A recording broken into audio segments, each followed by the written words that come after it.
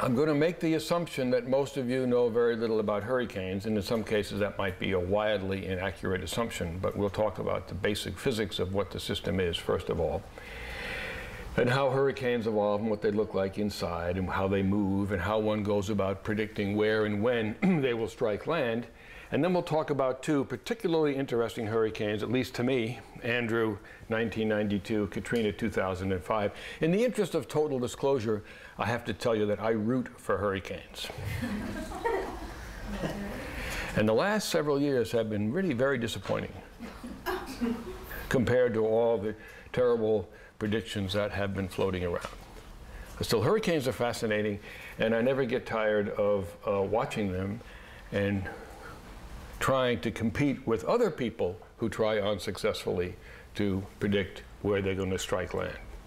And then we'll ask the $64,000 question, which appears to be on almost everybody's lips these days. Is the Earth growing stormier, presumably as a consequence of documented climate change? So, these hurricanes are restricted to the tropics and subtropics, and they're called hurricanes in the Atlantic and the Eastern Pacific. In the rest of the Pacific, they're known as typhoons.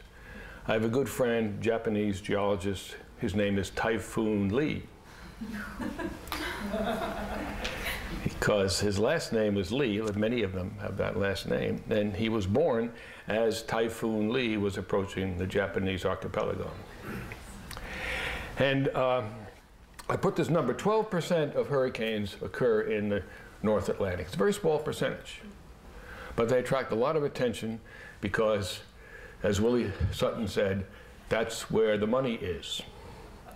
And a disproportionate amount of the interest that is attached to hurricane events is provided by the interests of the property casualty insurance industry. And they suffer greater losses in the Atlantic basin than in all the other basins combined. So the energy sources that are available to drive processes on Earth, this is a slide I use for lots and lots of different applications, but the part of this that matters to us is a solar insolation, 2 calories per square centimeter per minute, which falls on the Earth's surface and is redistributed by rotation and by the angle of incidence and the rest of it, comes out to about 342 watts per meter square available at the Earth's surface.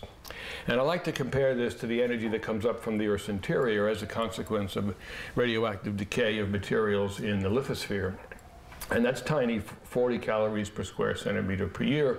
Over any length of time, the sun provides 6,000 times more energy than comes up from the Earth's interior. Except in very, very appropriate applications, geothermal energy is not a good bet. And then in the atmosphere, gravity plays a role, as does the kinetic energy of the Earth's rotation, and I could spend a very long time talking to you about the role of the Earth's rotation in this process, but then we wouldn't get to anything else. But the energy that comes in from the sun is disproportionately absorbed around the equator, and a very, very complicated system of circulation develops within the atmosphere, the purpose of which, if you want to think in terms of purposes, is to transfer the excess energy from the equator to the pole. And in the process, the atmosphere is activated, the atmosphere moves, it carries heat with it, the ocean currents move, they carry heat with them. And this is the closest approximation that people have come to describing the configuration of the circulation. The circulation is what we fondly call weather, and we don't understand it particularly well. Now, on this globe, these two regions, which I've pinpointed here, these are the places where the winds are appropriate, the heating conditions are appropriate to spawn the features which eventually become hurricanes.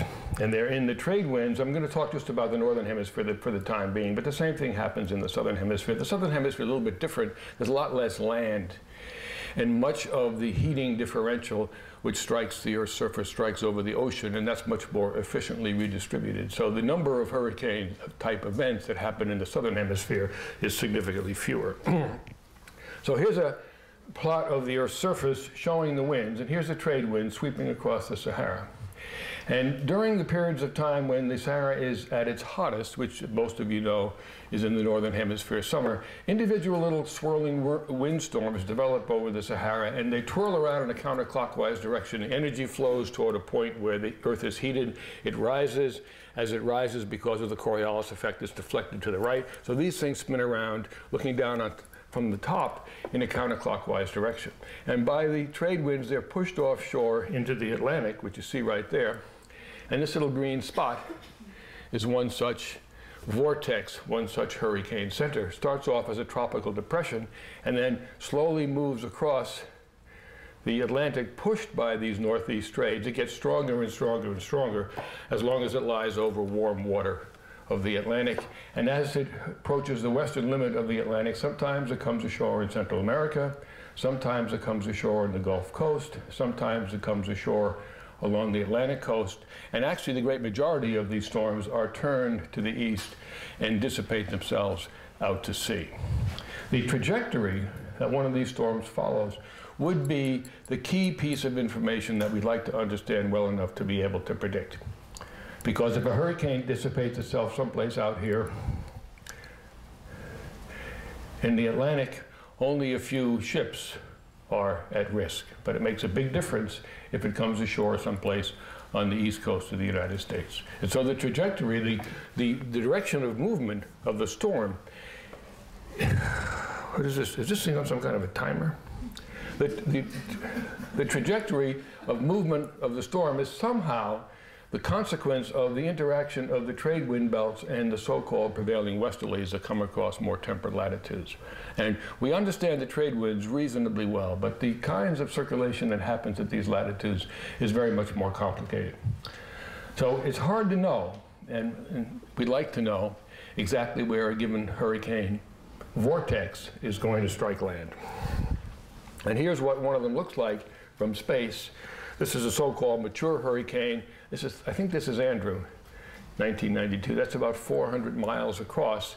And this little thing in the middle is called the eye. It's the center of the hurricane where the atmospheric pressure is the lowest. And this is a cross-section I stole from National Geographic of what it looks like inside one of these giant storms. So at the bottom of the hurricane, water is being evaporated. And those of you who have taken a little bit of physics know it takes 540 calories per gram of energy to evaporate water. And this water is carried aloft in this swirling vortex, which goes around and around in this direction. It gets high enough in the atmosphere that the water vapor is condensed to liquid forming clouds, and the 540 calories per gram must come back out. Energy must be conserved. So the hurricane is this giant. If I don't use this, can you hear me? Everybody in the back, hear me? So a hurricane is this giant pump. It's a heat engine, and it takes energy from the ocean surface and carries it up into the atmosphere where it's re-released. And as long as there is a gradient of energy that move water and water vapor from here up to here, the hurricane will continue to operate. As long as the water temperature exceeds 80 degrees Fahrenheit, a hurricane will continue to grow. If the water temperature falls below 80 degrees centigrade, then it starts to decay, or it may remain stable. Now, it operates like a heat engine, and here's a cartoon of a heat engine, which those among you who have studied some engineering will recognize. An engine is driven by allowing energy to flow from a source to a sink. And typically, in this coal-burning engine, or oil-burning engine, or a natural gas-burning engine, or a nuclear engine, the fuel is the hot source, and some form of cooling water or cooling air is the sink to which the energy flows. So energy flows from hot to cold, and we put in between, or we interfere with this flow by imposing something that's called an engine, and that engine takes some of the energy flow and converts it to what we call work. And the amount of work that can be extracted from this engine depends on the rate of flow of energy from the hot source to the cold sink. And that rate of flow of energy will be greater the hotter is the source and or the colder is the sink. And of course, in every step of this process, energy is being lost to other kinds of things. So we never get out of the system as much work as is represented by the difference between this energy here and this energy there. And it's hard to measure flows of energy. So to a first approximation, what these kinds of engineers do is they keep track of the temperatures, the temperature of the source and the temperature of the sink. Now this thing is backwards, as you can see, but I have a fancy computer and I flipped it upside down. So this is a better representation of what the hurricane is. Energy comes from the bottom, it flows through the system, which is the hurricane. The work which comes out is the swirling around, the wind speed that's going on here, and then eventually it goes to the cold sink, which is the higher part of the atmosphere. And just for fun, if we assume a temperature of 300 degrees Kelvin, which is very close to 80 degrees Fahrenheit for the surface of the ocean, and a temperature of 273 degrees Kelvin, or freezing, for the top of the system, then this engine has the maximum capacity of getting 300 minus 273 amount of work out of this system. At the best, it's going to operate at about 9% efficiency. Now, in practice, what engineers do to get a higher percentage of efficiency out of their engines, they raise the heat source, or they lower the temperature of the cold sink.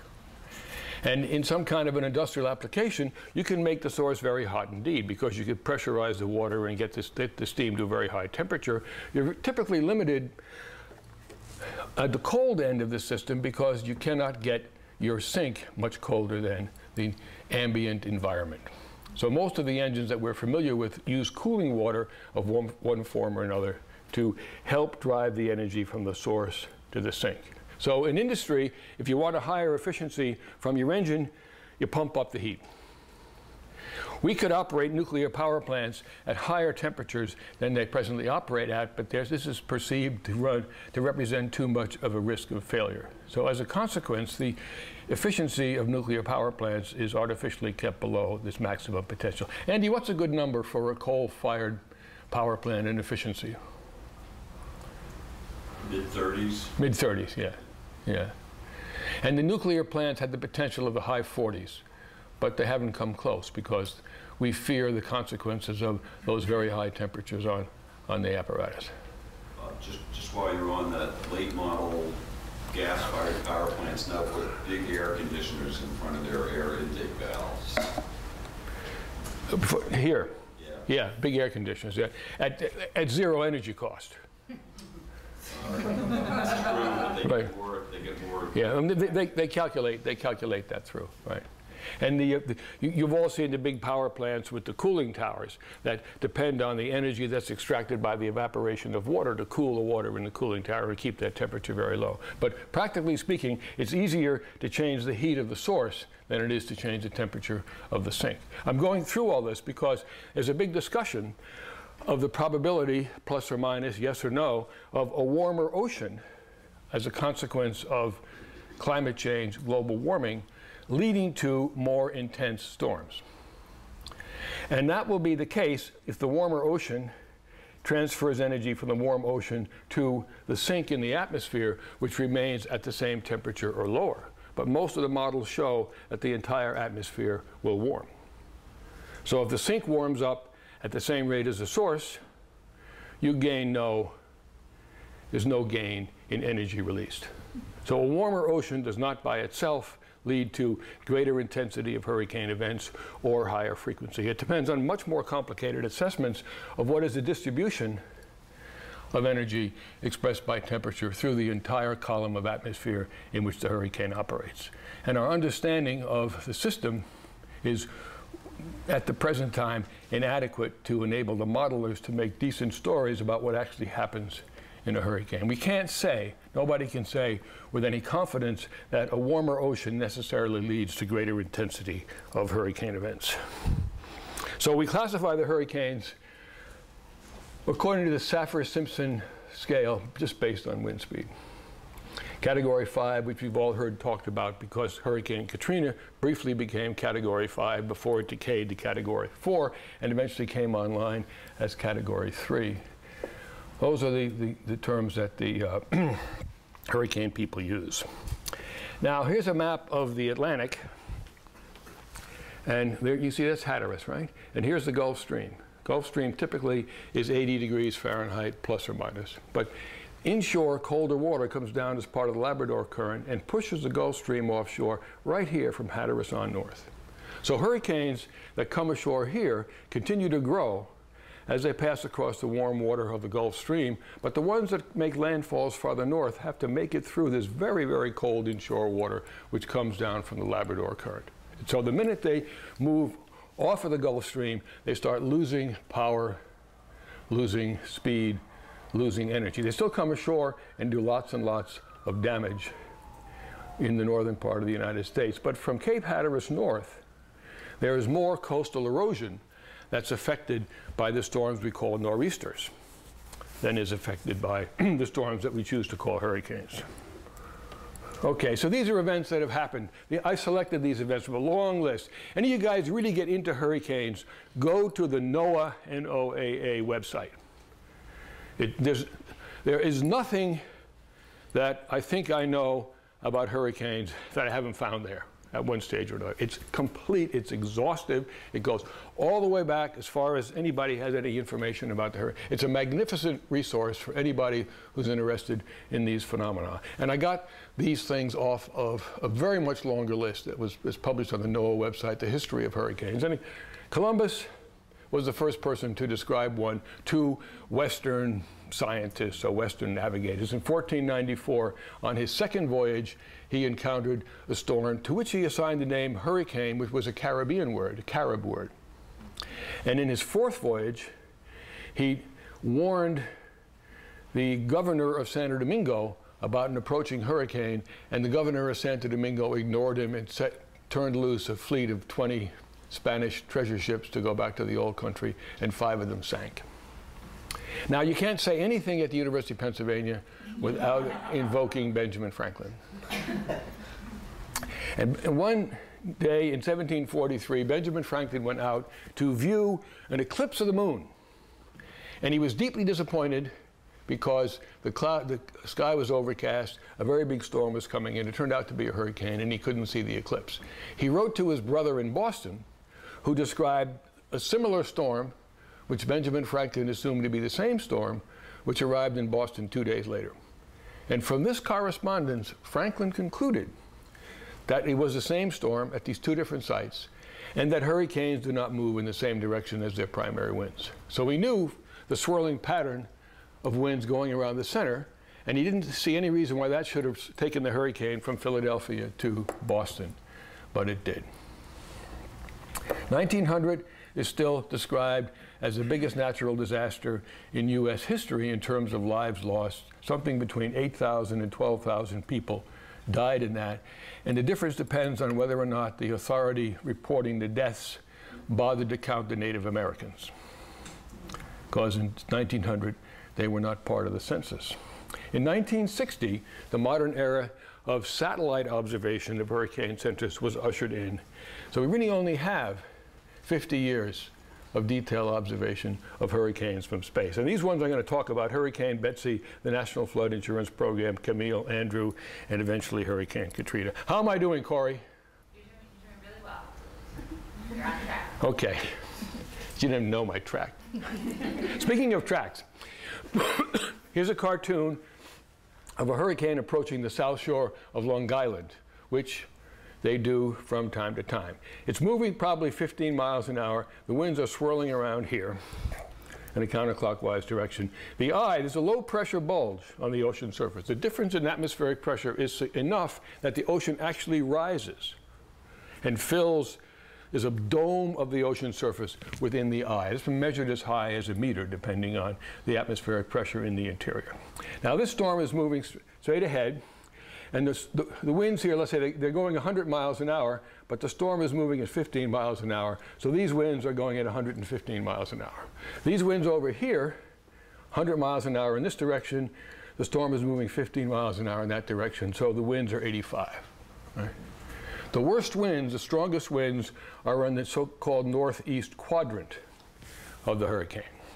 And a lot depends on how fast the storm is moving, because these winds push a wave in front of the hurricane, And if the storm moves very rapidly, it'll ride over that wave and leave it behind. If the storm moves very slowly, the wave will flow away and get away from the front of the hurricane.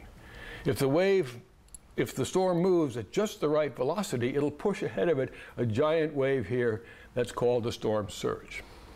And when Katrina hit New Orleans, it pushed ahead of it a storm surge that was 27 feet high. We've seen 17-foot storm surge along the coast of New Jersey. So here's a plot that shows, this was a study put together by a guy named Bob Gross, I don't have his name here anywhere, in 1990, which turns out to be enormously prophetic. And he showed where the hurricanes went in the decade of the 1940s, all of them in Florida. Nobody was building condos in Florida in the 1940s. Part of it was the war, part of it was the economy, but a lot of it was the damn weather, right? In the 1950s, Florida only experienced one, and all the hurricanes in the 1950s were up here along the East Coast. In the 1960s, they were all of them except for Betsy, which we'll talk about, in the Western Caribbean. In the 1970s, again in the Caribbean, and then in the 1980s they came up here. Now I haven't compiled similar maps for the 90s and the 2000s. I could, but I just haven't gone through the exercise. This shows where Andrew went in 1992. A lot of people have looked at this distribution, and driven by the conviction it's not a coincidence. God is trying to tell us something, right?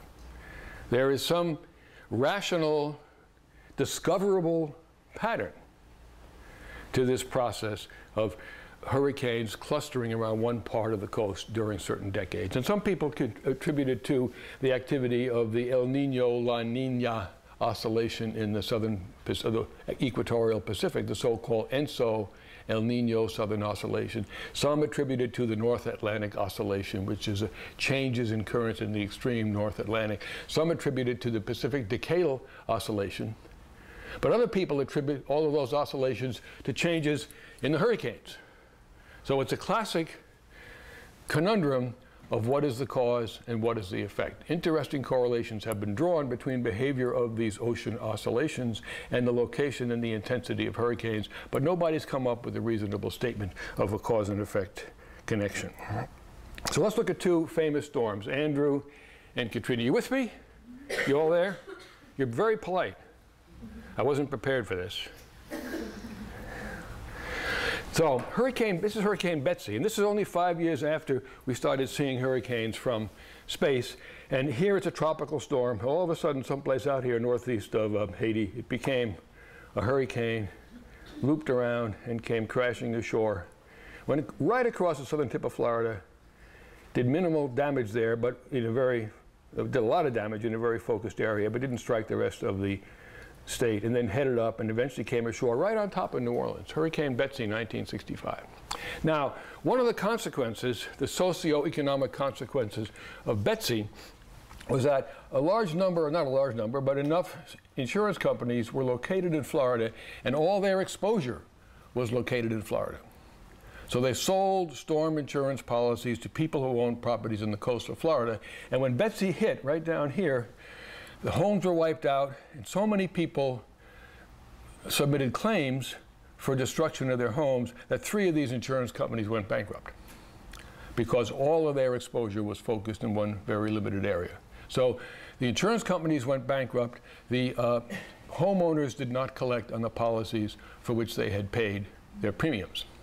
And the congressional delegation from Florida took note of this opportunity, and they teamed up with the congressional delegation from Texas and a few other states, and they established, well, this is just the track of Betsy and the enormous rainfall that was a consequence of it.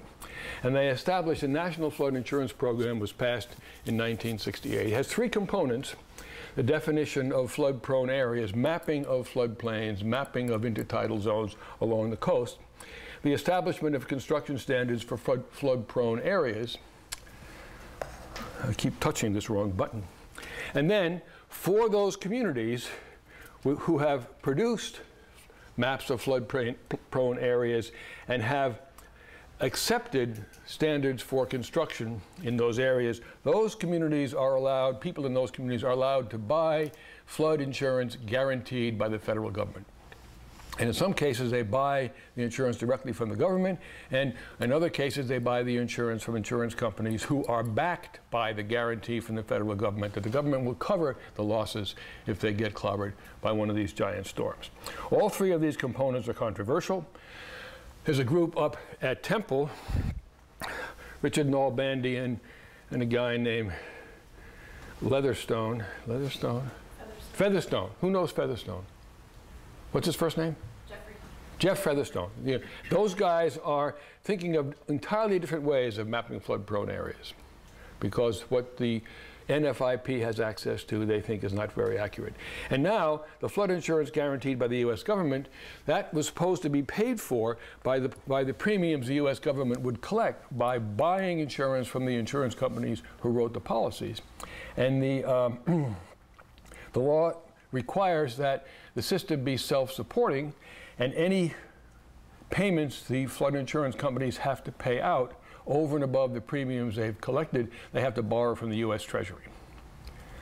At the present time, the NFIP owes the U.S. Treasury $19 billion, almost exclusively as a consequence of Katrina.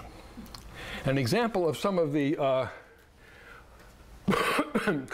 controversial so-called abuses that have emerged after Katrina in 2005, one homeowner in coastal Louisiana collected the replacement value of his home. A big expensive home. It was destroyed, it was knocked off its foundation, was carried in, it was total loss. He recovered the replacement cost of his home, and the insurance adjusters sleuthed around. That was the 10th time since 1968 that homeowner had collected the full value of his property. It's perfectly legal. There were hundreds of properties that had received payouts 6 times since 1968. Well, then along came Andrew, right? This is Andrew, and if you look, Andrew followed a very similar trajectory to Betsy, went across the tip of Florida, up, right across New Orleans, and then inland. Andrew was an enormous, enormous storm. You could even see it quite distinctly from satellite images, right? And here's again the National Geographic story of how it moved across the southern tip of Florida. Followed within miles exactly the same trajectory as Betsy. In between Andrew and Betsy, this is what happened in the size of coastal county populations in Texas, Florida. Well, not in between. Here is Betsy, 1965. All of this additional number of people moved into Texas. This many people moved into Florida. This many people moved into Virginia, Maryland, Delaware, New Jersey. Now, what the insurance people like to look at is this plot. This is a plot, decade by decade, of damage as calculated by the insurance companies, payouts by the insurance company. It looks like this, right? This is, again, 1990. This is number of deaths. This is Galveston, and look how the number of deaths has fallen off. There's no excuse for being killed by a hurricane, right? There's plenty of warning. You don't know exactly where it's going to land. You don't know exactly when it's going to land. You know what the region is that is threatened by the hurricane, and the sensible people get the hell out. Probably a certain number of them will be killed by traffic accidents during the evacuation. But they might, if they went off to ski for the weekend also. So there's no reason, there's no excuse for there being deaths associated with hurricanes in the Atlantic Basin today. This is the damage from Andrew. Right. So it enables you to just continue that same curve. And if you compare that against this curve, it's the same curve. Right. The amount of damage was greater because the number of people living on the coast was greater. The insured value of the properties was vastly greater. Hurricane Andrew was not a natural disaster. Hurricane Andrew was a legislative disaster. The damage was so severe because the National Flood Insurance Program removed the risk that people incurred when they decided to build on vulnerable coasts along the eastern Gulf Coast of the United States. And everybody else in the country paid for their insurance settlements. Okay, now Katrina is more complicated, and I'm going to go through some discussion of how the Mississippi got to be the way it is, got to look the way it looks, okay? And we're going to do this, talk about the geometry, recent history, et cetera, and so forth, and what we can or should be able to do about New Orleans. So here is a map of the US of A. Here's the Mississippi Delta down here. This is the watershed, the outline of the watershed. The Mississippi drains 41% of the coterminous US of A. The Mississippi is the second largest watershed in the world in area, second only to the Amazon. It's the sixth largest river in the world in terms of discharge, and it carries between 200 and 400 million per year of sediment to the Gulf of Mexico down here, dumping into what has become the delta and carrying it farther out to sea. Now, not very long ago, the central part of the North American continent was drained by a very different geometry. All these rivers flowed north, ultimately to Hudson's Bay. All of these. The North American continent drained to Hudson's Bay as recently as about 250,000 years ago. The advance of the Pleistocene glaciers, as they came down out of Canada, they reached a position indicated by this dotted red line. That is the terminal moraine of not the last glacial episode, but the one before, of about 160,000 years ago. And the consequence of the position of that moraine was that all these north-flowing streams got dammed up against the front of the ice. And when they're dammed up against the front of the ice, produced this giant lake, and eventually the lake overflowed and went down the Mississippi Valley to add water to the Mississippi Delta. And in due course, when the glacial ice melted and flowed away, these lakes integrated themselves into a drainage system, which is the Ohio here, the Missouri here, and the main part of the Mississippi. The Mississippi captured most of the drainage of North America in the very recent past. Now, I worked for a couple of years with a group in the Heinz Foundation. They're trying to produce a museum here, I guess Pittsburgh's about there, at the junction of the three rivers. And one of those rivers is the Monongahela, which comes in from here. This Monongahela, we think, has been a river in about that position for the order of 225 million years, right? Because it's been there ever since the Appalachians were last thrown up, and it's the drainage that flowed off the northwest flank of the Appalachians. A little farther south in the Carolinas is a river called the New River. And nobody knows why they call it the New River, because it is, in fact, one of the oldest rivers in the world, right? But the Monongahela, which is as old as the New River, comes and flowed into this lake. And then when the lake overflowed and produced the modern Mississippi, this Ohio River, the Ohio River is of the order of 100,000 years old. But as the glacier ice retreated, this extension of the Monongahela suffered reverse drainage, and now the Allegheny comes in here. The Allegheny is 11,000 years old. So you can go up to the top of the bluff in Pittsburgh and look down on what they call the three rivers. The Monongahela, one of the oldest rivers we know of, 225 million years, plus or minus. Joining the Ohio, right across the river from the Allegheny, one of the youngest rivers we know. I keep trying to get those people to make a museum to this effect, but they don't seem to have the money.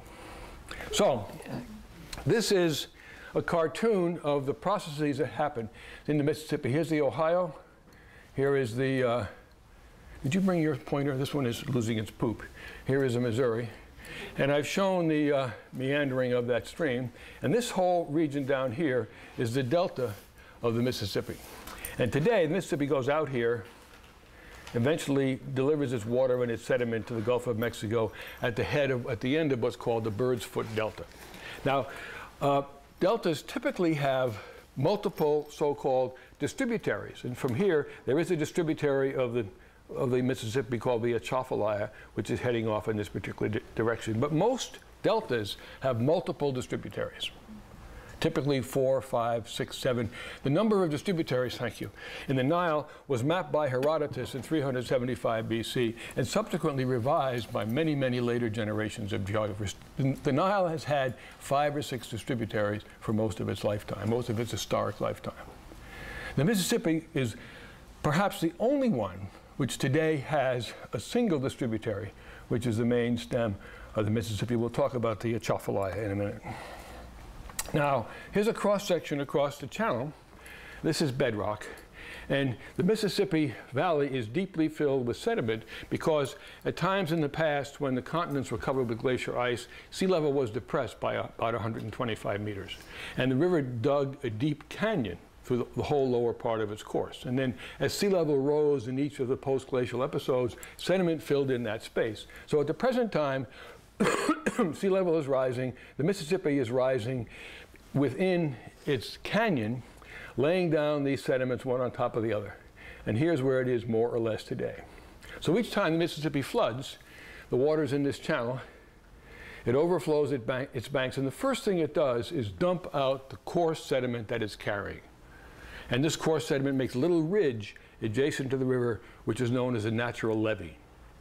And the natural levee, the top of the natural levee, is the highest part of the topography in the whole delta or in the floodplain.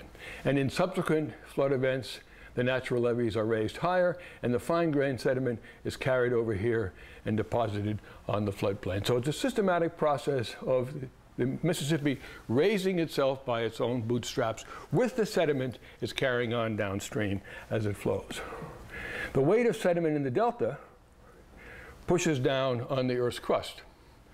But in most deltas in the world, the rate of addition of sediment to the delta by this process more than compensates for depression of the Earth's crust by the weight of the sediment, and the delta continues to grow and advance on the ocean farther and farther out here. So here's a history of what we've done to the Mississippi River system. New Orleans was settled in 1718 on the tops of the natural levees. So the French Quarter is on the levee, not the artificial levee, it's on the natural levee which was deposited by the river, because that was the highest land around. And in the first year of occupation of New Orleans, there was a flood. And the water broke through the natural levees and inundated the agricultural land that was lower down behind the levees. And right away, the French residents of New Orleans started making plans to minimize the damage their fields would incur from the flood. By 1800, a great big piece of the Mississippi had levees along its whole length, certainly up beyond the northern boundary of Louisiana. And these were used to protect the fields adjacent to the river from being inundated with this floodwater, which of course was necessary to compensate for the fact that the whole system is slowly sinking. In 1875, James Buchanan Eads, who was one of the early engineers of what became the U.S. Army Corps of Engineers, in an effort to keep the Mississippi open to navigation by seagoing ships, built these jetties along the extreme downstream end of the river, which took all the water, all the sediment coming down the river, and jetted it out to sea. So as a consequence of Eads's jetties, most of the sediment being carried by the Mississippi was carried out past the end of the delta. It allowed the delta to be extended very, very rapidly. But now the delta, the tip of the delta, is on the edge of the continental shelf. So the sediment that comes down the Mississippi today is confined within the Eads jetties and is dumped out into the deep ocean, where it's not available to move along the front of the delta. So the delta was denied the sediment, which normally it gets from overflow onto the floodplain and from the delivery of sediment to the mouth of the river, until this bird's foot delta grew out farther and farther. So in the years after World War II, the Army Corps of Engineers and other organizations have gone even farther in building all kinds of other canals and channels and flood protection devices in and around New Orleans. One of the consequences of denial of sediment to the delta is that now the waves which move out of the Gulf of Mexico onto the face of the delta erode away at the edge of the delta because there's no sediment for them to move around. I'll show you a picture of that in a minute. And in very recent years, hundreds, thousands of individual oil wells have been sunk on the delta, on the offshore portions of the delta on the continental shelf. And each one of these oil wells extracts oil, gas, water, other formation fluids from the subsurface, and the delta settles further. And the oil companies know in detail about this because the offshore rigs, they're mostly floating. They have these big liquid-filled columns. They float in the water. They're attached to the bottom by very, very heavy anchor chains. And each one of those anchor chains has a stress gauge on it. The people who run the offshore platforms know how fast the ocean floor is sinking underneath their rig. I went out to one of the Shell platforms 3 or 4 years ago, and I questioned them closely about that. They said, well, it's not much. I said, is the ocean floor sinking under your rig? They said, yes. I said, well, how fast? I said, well, it's not much. They said, it's about 5 inches a year. Compared to the rate of sea level rise as a consequence of melting of the world's glaciers, which is 2 millimeters a year. So the removal of these formation fluids is a big factor. And it's not a uniform general subsidence, it's isolated, localized subsidence. And then there is a growing instability of the single distributary. Okay, that's the setting. Now here comes Camille. 1960, it should say 69, that's a mistake. It came across the Caribbean, went right up here through New Orleans, out across the United States, and out to sea. At the time, it was the biggest, most powerful hurricane that had been recorded. It came ashore as a Category 5. It was quite destructive. Here's Katrina, 2005, right? 37 years later. Both Camille and Katrina had a maximum storm surge of 27 feet. And Katrina followed pretty much the same trajectory as Camille. I decided not to reduce the scale of the slide in order to show the damage from Katrina, but it's up, it's up here someplace. The last number I heard was 200 billion. And no, but that's, some of that is compensation for people's mental health treatment. So it's very hard to know how much of the settlements that have been made as a consequence of Katrina are comparable to the settlements that have been made as a consequence of Andrew, which were largely property damage settlements. But here you see, this is the deaths. So this curve should have been 0. Right? All the 1,800 plus deaths should not have occurred. If Andrew was a legislative disaster, not a natural disaster, Katrina was an engineering and social services disaster. It was not a natural disaster. Okay, the delta itself is a very complex system. This is just a satellite view of it. And look at this for a minute. This is what the geologists who study the sediment underlying the delta have established. The river came down here between 7,250 and 6,000 years ago, right? Then it switched over to here and entered the ocean in what is now Lake Pontchartrain. Then it was down here for a while. I forget which one of these, this one. And then it switched over here. And then it switched back here. And each time there was that kind of a change in the trajectory of the river, it was a consequence of the river overflowing its banks, occupying a new distributary, and flowing down a steeper, shorter course to get to the ocean. That's the process which allows the delta to be built out as this curved surface approaching the ocean. Since 1718, we have kept the river in this configuration, where it is today. And the other thing we've done is there's so many impoundments upstream on the Mississippi that we've cut the sediment flow in the river in half. So sediment is building up behind dams all over the Missouri drainage, all over not much in the Ohio, in the lower Mississippi. The sediment flow to the Mississippi is half of what it was before these dams began to be constructed. So let's look at this situation right here. This is the main stem of the river. Here's a bird's foot tail. This is a lousy cartoon, but you get the picture. And the sediment which comes down the Mississippi normally is made available at the edge of the delta, and the waves redistribute it. If we'd left the river alone a long time ago, it would have decided to overflow its banks right here and follow this route, the Atchafalaya, which today is the principal candidate for being an alternate distributary down to the Gulf of Mexico. And this map is not as accurate as it might be, the route of the Atchafalaya is half the distance of the route of the main Mississippi. And so they both take off from the same elevation. Sea level is the same. The slope of the Atchafalaya is twice the slope of the Mississippi. So left to its own devices, the river would long ago have decided to flow to the Gulf of Mexico down the Atchafalaya. In the 1950s, the U.S. Army Corps of Engineers realized that each year, at the times of flood, a larger and larger percentage of the total flow of the Mississippi was making it out of the floodplain into the headwaters of the Atchafalaya and moving down in this direction. Each time that happened, the channel of the Atchafalaya was eroded a little bit lower, which meant it would have the opportunity to capture more of the flow in the subsequent year. So the Army Corps of Engineers went to the Congress, they got an enormous appropriation, and they built the old river control structure, which I'll tell you a little bit about. So this is a cartoon from Loyola University in New Orleans. This is the course of the river as far as they can reconstruct from historical documents in 1500. And this is the Red River, which I showed you in the other map, comes out of the foothills of the Rocky Mountains. The Atchafalaya River is down here.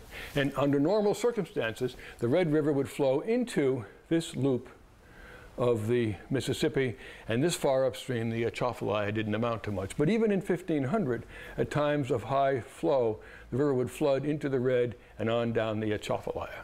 By 1831, when it was mapped in detail, because it was an important highway for commerce, it looked like this. Came all the way around here and was part of the Red River for a while and turned around and came back and flowed this way. So at times when the Mississippi was in flood, a lot of water escaped and went down the Atchafalaya. At times when the Red River was in flood, some of it came this way and turned around and went down. Some of it came this way. And at times when the Mississippi was had a very great flood, the Red River was backed up for thousands of miles, hundreds of miles upstream. So it's a very unstable set of circumstances that prevailed. In 1831, an engineer named Mr. Shreve got fed up with the complications of trying to get steamboats around this curve with the unpredictable expectation of which way was the water going to be flowing in each one of these channels, under which circumstances, and which river he might end up in. So he cut through the neck and produced Shreve's cutoff. And the Mississippi then skipped this whole loop and came on down here. And in later years, after the U.S. Army Corps of Engineers got a hold of this, then they blocked off this route, the old meander loop that would have gone to the Red River, to stop the flow of the Mississippi into the Atchafalaya. They blocked off this loop down here to prevent the flow from going this way. There's a navigation channel here, so boats can go from the Mississippi through this navigation channel into the lower Old River and on down the Atchafalaya. Boats, if they want to, can come down the Red River, up the lower Old River, and get into the Mississippi. And when boats do this, there's lots of water. There is lots of water in these flow systems. And there's significant traffic back and forth. How many of you guys eat crayfish? Not many. How many do you eat at a time, Lindsay? The crayfish all come from the Atchafalaya Basin, right? And they're packed in ice and put in boats, and they come up the Atchafalaya through here, out here, and then down to New Orleans to be marketed. So it's an active, vibrant commercial channel. But it's at risk all the time because heavy, high flow in the Mississippi runs the risk of it flowing over here and escaping. And if it doesn't get out there, it can get out here. So when the old river control structure was completed in 1962, the rules and regulations of the system were that 30% of Mississippi flow should be allowed to be diverted into the Atchafalaya each year. And that's because the crayfish fishermen depend on that farther downstream in the Atchafalaya. So what the Army Corps of Engineers accomplished in 1962 was they thought was to limit the overflow to 30% or whatever percent they chose to identify, because they exercise control over this structure, and that structure. Got it? Understand this little thing? How many you have ever heard of the old river control structure? You have, a couple of them, yeah. I keep trying to get a field trip there. They say, well, call next week when the boss is here. We'll talk about that. I'd love to take a group, have a tour of the old river control structure. And there was a meeting at the Geological Society of America After Katrina, Katrina was in September. The meeting was the end of October, early November. And there was a session on what happened in Katrina. And different hydrologists employed by this state of Louisiana in the local universities talked. And there was a representative from the U.S. Army Corps of Engineers. And he talked about all the things the Army Corps had done and all the ways they had tried to minimize the damage in Katrina.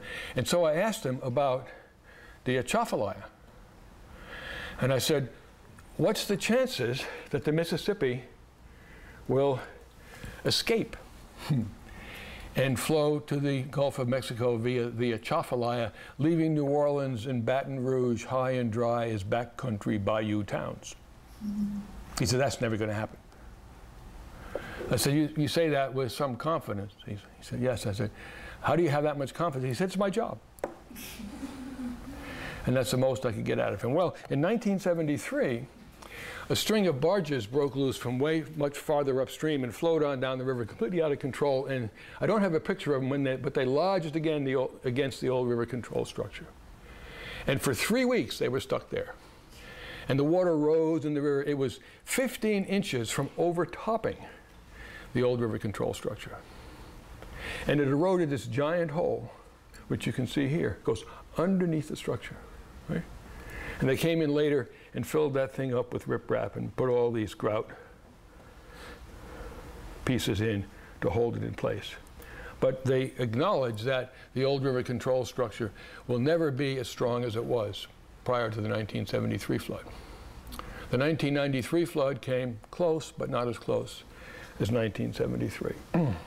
So the future, there is absolutely no question in the minds of any hydrologist, any geologist who studies the Mississippi, that the future of the Mississippi is to reach the Gulf of Mexico via the Atchafalaya. It might not happen this year, it might not happen next year, it's going to happen. It's just as sure as that the sun will rise tomorrow. The only way this can be averted would be if the present process of climate change were reversed, the globe started to cool, and sea level began to fall because water was taken up by the continental glaciers. But even that would have to happen so rapidly that the fall of sea level would get ahead not only of the rate of rise of sea level as a consequence of glacial melting, but the rate of rise of sea level in New Orleans as a consequence of depression of the delta. So that would require a rate of sea level fall faster than any that's ever been recorded. Not likely. Okay, what happened between Camille 1969 and Katrina that made, bye Deb, thanks for coming. Say hi to Betsy. What happened in those 36 years, 36 and a half years? Any thoughts? Sea level rose, right? Sea level rose as a consequence of global warming and glacier melting about 2.5, maybe 4 inches. Remember, the 2 storm surges were 27 feet. Sea level rose as a consequence of depression of the delta under the mass of sediment, probably 2 or 3 times more than the rate of rise of sea level from glacial Eustacine. So that happened. What else happened? Engineering, well-intended engineering exercises were pursued that denied sediment to the edge of the delta. The delta law between 1969 and 2005, 2,000 square kilometers of tidal marsh sediment were eroded off the edge of the delta. So that the waves that were driven by Katrina broke hundreds of miles farther north than the waves that were driven by Camille. And at the same time, many, many people moved to New Orleans, built houses that lay below sea level, and didn't bother to buy insurance for them because the insurance was too expensive. Kate? I'm confused about what you were talking about with the subsidence. That was the what?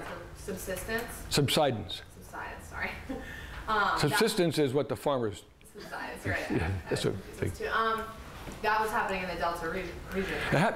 It's been happening in the Delta. It happens in all deltas because the sediment's being carried down, dumped in the delta. That's a load on the Earth's crust, which the crust compensates for by sinking.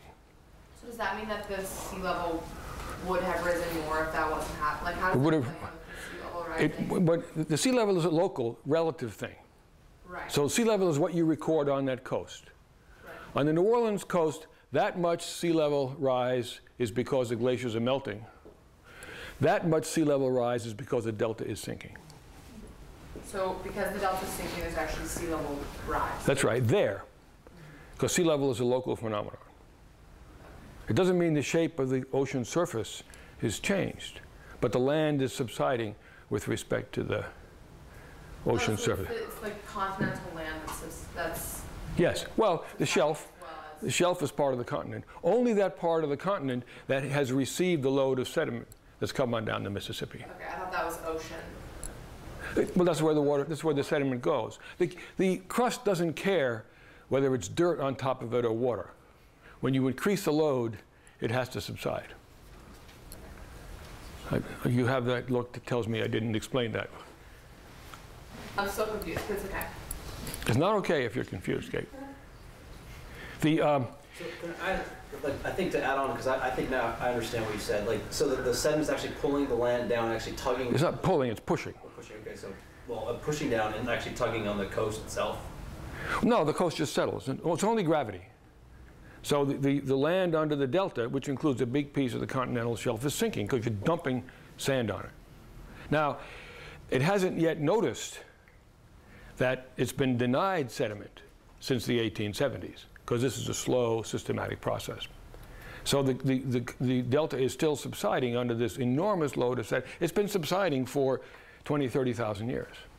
All deltas respond to the addition of the sedimentary load by sinking. But in some deltas, it's complicated by various other processes of uplift that take place along the same coast. Christina. You were never named Katrina. It was Christina, right? Right.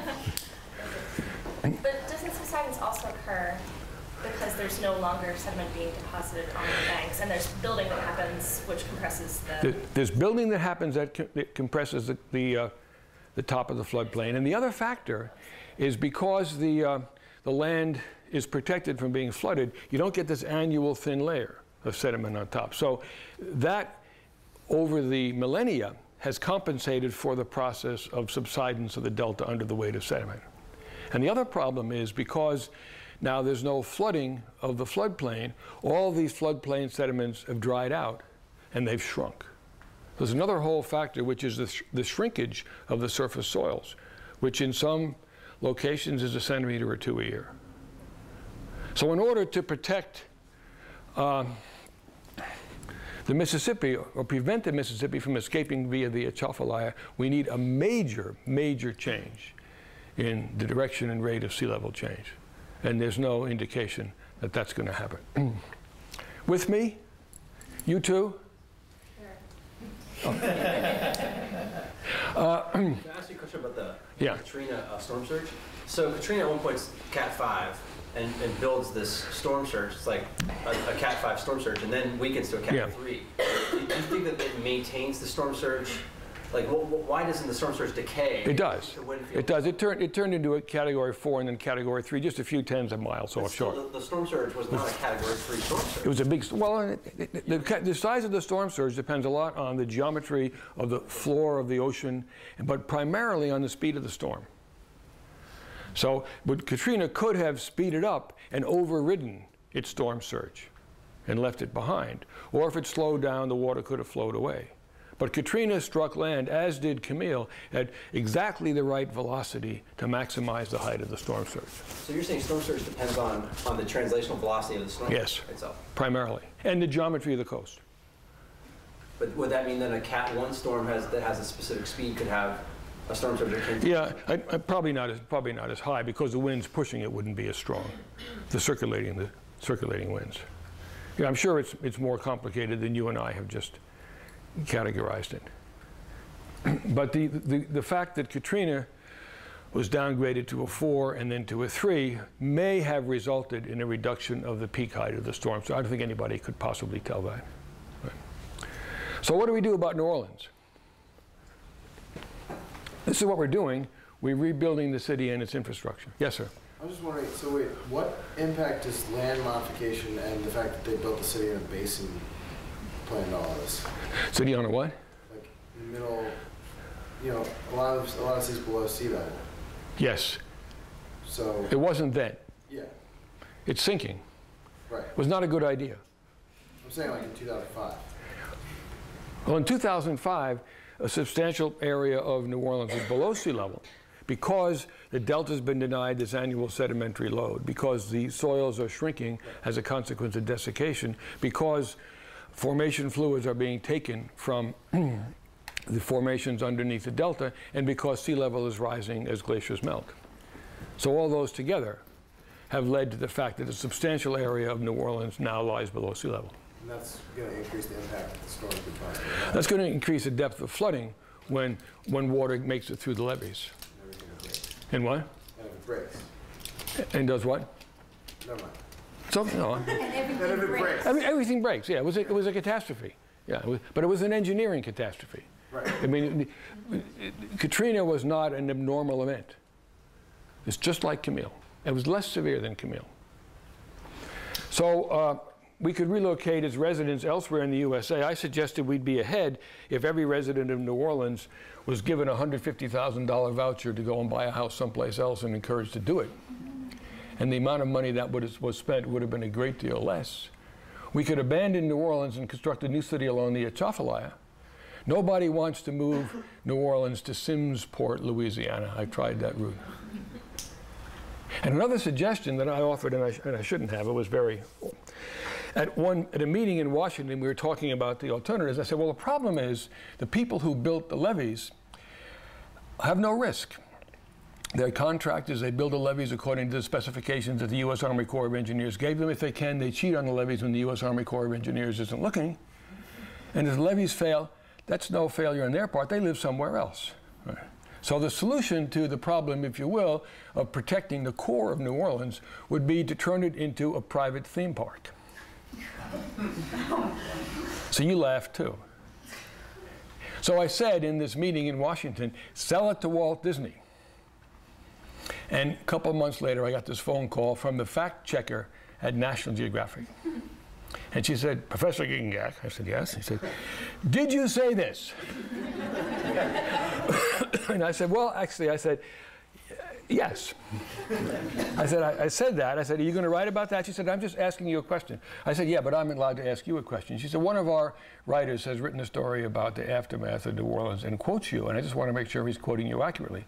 I said, it would improve the dialogue if you could put that statement in context. She said, that's not my job. So when that issue of National Geographic came out, not on the cover, but on the first page of the article, it said, sell New Orleans to Walt Disney. Underneath it, Robert Giegengack, Professor, University of Pennsylvania. So this guy, Paul Romer, who's a professor at UC Berkeley, was quoted by Tom Friedman. He said, a crisis is a terrible thing to waste. I think we have wasted the crisis that Katrina represented to New Orleans.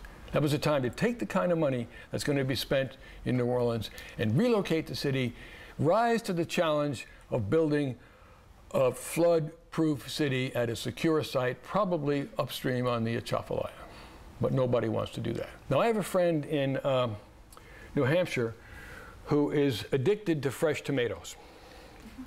And he must have fresh tomatoes with every meal, no matter what the season or where he is. So in his backyard, you got to go, Corey? In his backyard in New Hampshire, he planted this nice little garden of 15 and 20 tomato plants, and they were wonderful. I went to see him in August. We had tomato sandwiches, tomato juice, tomato pasta, the rest of it. And he said, that's great, I'm set. I said, what are you going to do the end of October? He said, what do you mean? I said, well, last year, the end of October, all the tomato plants died in a frost. He said, that'll never happen again. He said, and if it does, he said, I'll just apply for federal disaster aid. Anyway, here's a few, how am I doing today? Here's a few conclusions.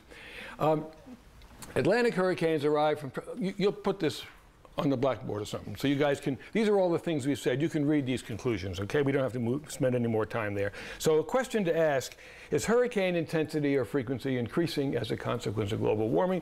We know that hurricanes feed off warm water. Should a warmer ocean nurture more and stronger storms? Here's a very famous chart.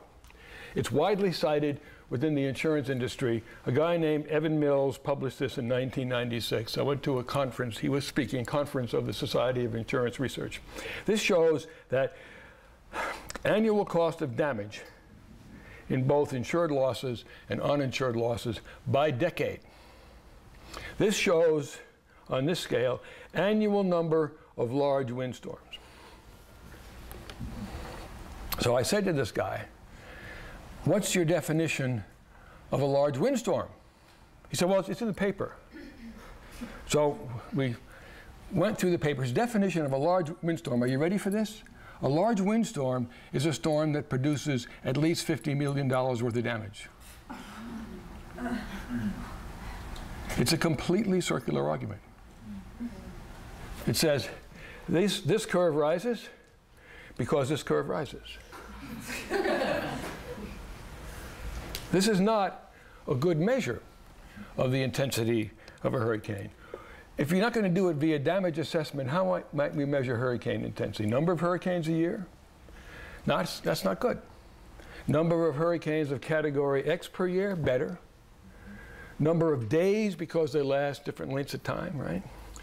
Number of days of category X of given diameter, because the diameter is a measure of how much energy is being moved. So the units will be category diameter days per year. We don't have the data to characterize storms in those terms. Will hurricane damage rise as sea level rises? So here's a plot that shows the history of sea level. This is made in Europe, so this is the past and this is today. And here is sea level rising and falling from minus 150 meters to plus 6 or 7 meters, plus 12 meters. That's what's been going on. Today, sea level is rising right here. But there has never been a time in this 450,000 year history when sea level wasn't either rising or falling. You find me a part of this curve, a couple places here, maybe a little bit right there, in which sea level was stable. Here's a view of the last full glacial cycle going from left to right. Sea level was 6 meters higher 125, 130,000 years ago. It fell by following this complicated pattern to minus 125 meters at 20,000 years ago. It turned around and started to rise 18,000 years ago. Slowed down about 7,000 years ago. Slowed down about 3,000 years ago. And now I suspect it's on its way back up to plus 6 meters. Now you can calculate the rate of rise of sea level. If you take 125 meters divided by 18,000 years, the average rate is 7 millimeters a year. Today it's 2. It's been under 4 since here. This period of time saw episodes in which sea level rose by a centimeter, 12 millimeters a year. Sea level today is rising just about as slowly as we've ever recorded it. Now, a couple of people in our department, Ben Horton and his graduate students, have done this very, very detailed study of a couple sites along the North Carolina coast. So I'm going to take a minute or two to explain to you how this system works. They drill holes in the sedimentary column and get out the sediment. And within that sedimentary column, they can identify individual organisms that live between high tide and low tide.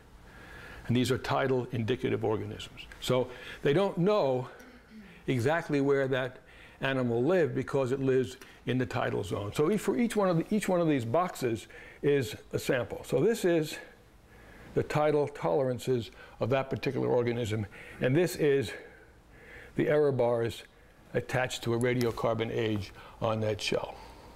So if this is sea level, this being 0 and this being a much lower sea level in the past, and this is time, years AD, then this box, somewhere within that box is a point that represents that time and that sea level.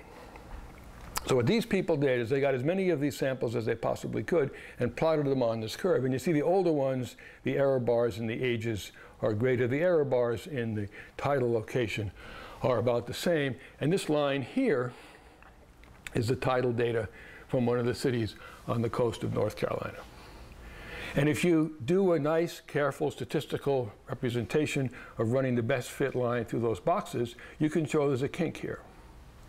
And that the rate of rise of sea level went from 2.1 millimeters a year up until 1950 to 3.4 millimeters a year since then.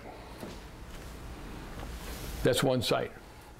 If we find that in lots and lots of sites around the world, that would give us some confidence to assert that something that's going on since 1950 is contributing to the rate of sea level rise, but it's still way lower than the average that the ocean has experienced in the last 20,000 years. Now, another way to look at this is to go look in this column of sediment for evidence of major overwash deposits of sandy sediments in the past, which represent a record of past hurricane events. That's the sort of thing that geologists like to do. And there's a guy at Woods Hole, Jeff Donnelly, who's a close associate of many of our fellow scientists at Penn. And they work in these lagoons, drilling holes in the bottom of those lagoons to see if they can find evidence of washover bars of hurricanes in the past. And they recently put together this plot. So here's a whole bunch of different sites: Massachusetts, Rhode Island, New York, New Jersey, South Carolina, Florida, Puerto Rico. And the colored bars are periods of time represented by the approximate ages of individual overwash deposits. There's been a lot of them, right? You could confidently conclude there probably has never been a time when there wasn't some overwash taking place along that coast. Could you go from this to a representation of whether or not the frequency of hurricanes is increasing? Are those data good enough to enable you to do that? That's only 1,500 years. Now, there's a complication in this. This is Candy Grand Pré, got her Ph.D. from us a year ago. Now she's teaching at F&M, and these are some of her students from a field trip from F&M. And they're drilling holes in the tidal marshes in North Carolina, trying to get out this sediment.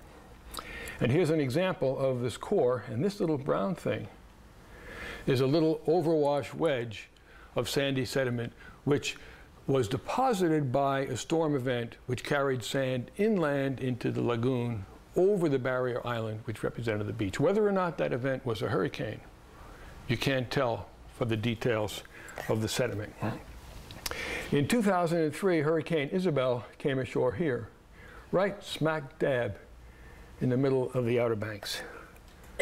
And Candy went to this site on Ocracoke Island, where she discovered there had been a major washover bar, sand carried from the shore, the ocean side of the barrier over the beach and deposited as a wedge in the lagoon behind it. It looked like this.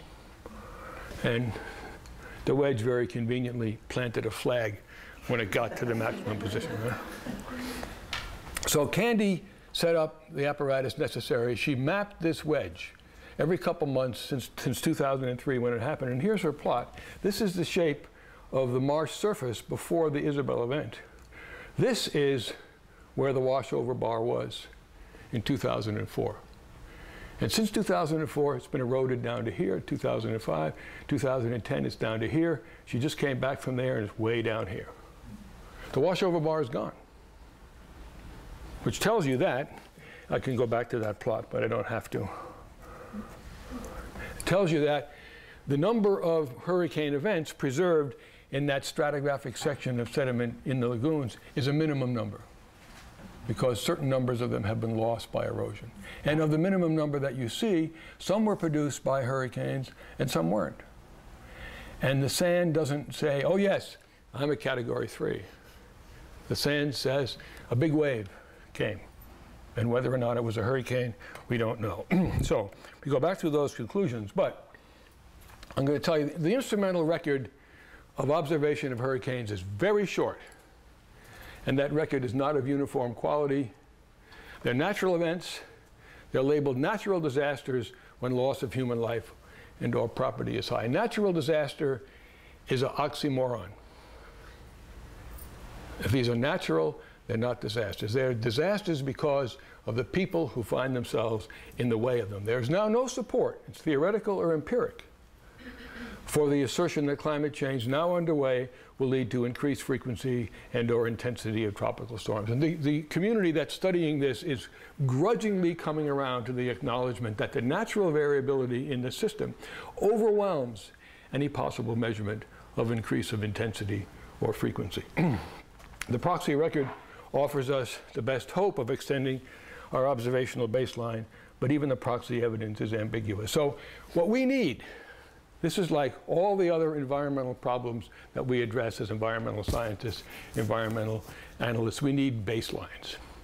And with respect to hurricanes, we have sporadic observations over 500 years, systematic observations over 200 years, 60 years of satellite surveillance, 30 years of computer models. These baselines are all too short. We have a choice. We can wait and see, or we can explore the past to try to extend the baselines and make them longer. So here's some things to do as an MES, MSAG student, right? You can study the dynamics of the storms. You can measure the storm effects. That helps. You can seek proxy evidence of prehistoric storms. We have bunches of students who are doing that. You can assess the risk of storm recurrence. You can collect data. And you can take those data and inform environmental policy with data that are critically evaluated. And we see every year students who come into our program and they care deeply about the environment. And that's nice. But it's not necessary. What matters is to get the skills that you need to be able to draw rational conclusions based on the very best data that you can find or generate. And if we have, I don't know if he's here, yes. The motto of the Department of Earth and Environmental Science should be this: in God we trust, everybody else bring data. And that's attributed to Amory Lovins, the environmental economical guru of Colorado. Thank you. I talked much too long. No, I didn't. It's just about right. Thank you.